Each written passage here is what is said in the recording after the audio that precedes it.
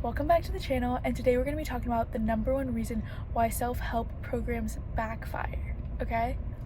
So let's dive in. So here's what happens. You dive right in. You get the self-help book, you get the self-help movies, you get the self-help journals. You dive right in. You're like, okay, I'm going to change my mindset, I'm going to change my diet, I'm going to change my routines, I'm going to change my habits. But that's the problem, because our brains are like, whoa, pump the brakes. Our brains cannot handle all of that change all at once. But then the thing that happens after that is even worse, because your brain can't handle this like insane change all across your life. You stop. Okay, it's like trying to run a marathon, but you've only ever run a mile. Okay, so you go out there to run the marathon and your body's gonna be like, heck no, we cannot do this, you know? And so that's what happens when you read these self-help books and you're like, yes, we got this. But then it doesn't work out because you stop, because there's so many changes, and then your brain thinks that you're wired for failure, and you're wired for failure in the changing of your self-help, and that it's too difficult to change, when in reality it's because you tried to change so much all at once, if that makes sense.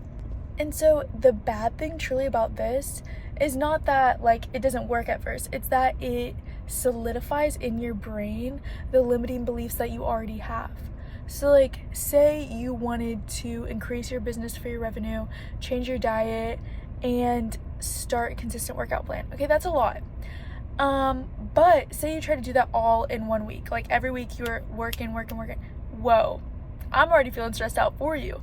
But if you would have taken it in like small incremental steps, it would have been easier, and it would have showed you that you can be successful in small things, which then would make your brain believe that you can do it, you know?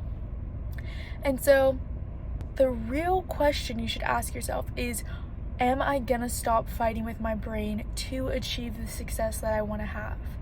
And if you literally want to do that and want to stop that, read a self-help book and then it sabotages, I've created this guide on this new platform. It's called WAP, and it's literally, I'll link it down below, but it's literally just like a guide for how to go incrementally, like step by step, instead of jumping completely in where your brain is like, oh, we can't do this, and then you believe that you can't do that, when in reality you have so much potential. You have so much more potential than you even realize, and you can do it. It just is in the process. And if we think about this, it makes sense. So like, there's a process to dieting, and there's a process to a business. Okay, if you want a successful business, you're gonna have to build a business system, and you're not gonna generate $1 million business system in one night. I mean, maybe, but it takes incremental steps to learn, like, oh, this works, oh, my clients like this, oh, my clients don't like that,